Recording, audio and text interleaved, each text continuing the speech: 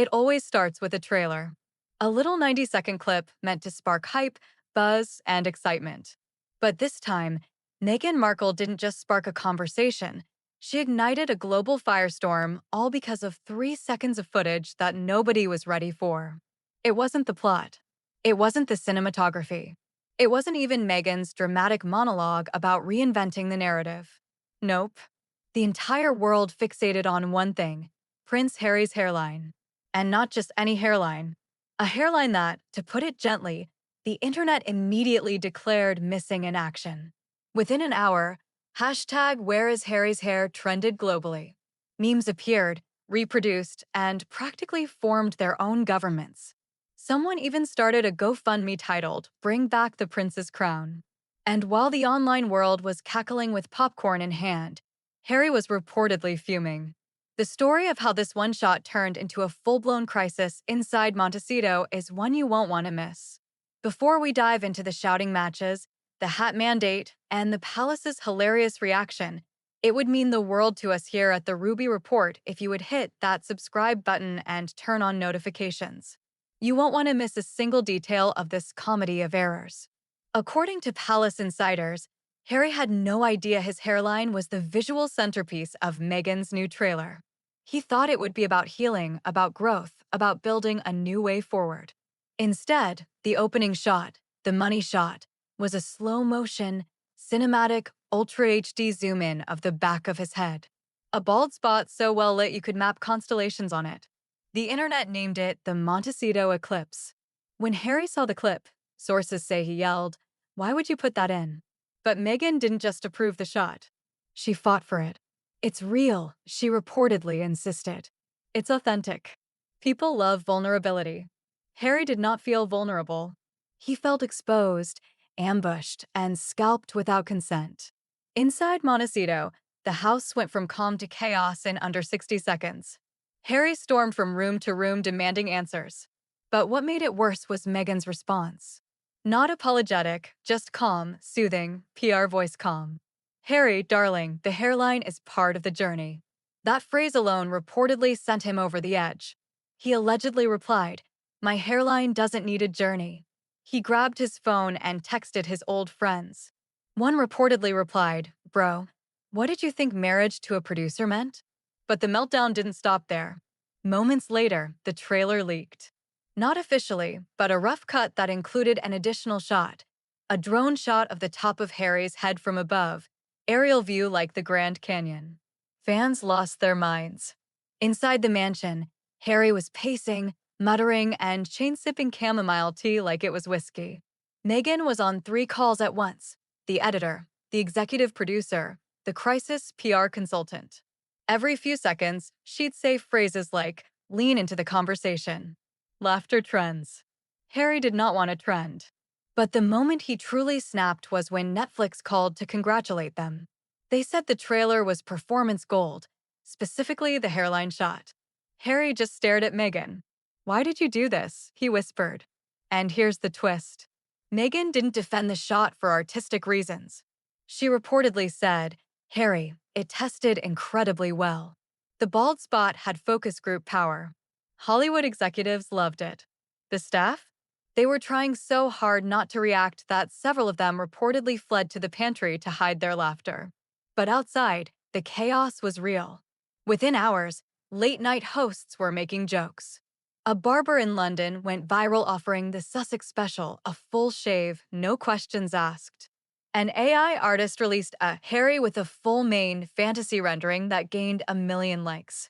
But the most brutal moment came when a UK tabloid posted a headline that read, "Hair today, gone tomorrow."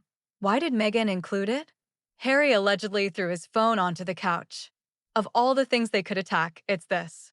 Meanwhile, Meghan maintained her calm, now in full TED Talk mode. "This could be a moment of empowerment, Harry. You're helping people." Helping people by losing hair? That did not land well. Harry disappeared upstairs for an hour. When he came back down, he had a baseball cap on inside the house with all the curtains closed. Just when Harry thought things couldn't get worse, Meghan's team scheduled a full press day. Harry begged to wear a hat. Meghan reportedly said, "You're a prince." Princes don't wear baseball caps in interviews. If Harry thought the internet dragging him was bad, he wasn't prepared for what came next. The moment the trailer hit 10 million views, the media machine sprinted. Morning shows dissected the hairline as if it were an international crisis. Podcasts analyzed Harry's hairline trauma. Harry tried meditating in the backyard until a drone flew overhead to film the eclipse in real time. He cracked. He stormed into the kitchen, baseball cap still on, and announced, "I'm calling Netflix. I want that scene removed. I want all the scenes removed." Meghan didn't even look up from her iPad. "Harry, it's already gone viral. Taking it out now would only make people ask questions." Harry threw his hands up. "People are already asking questions." She blinked at him calmly. "This is how storytelling works." Netflix loved the chaos.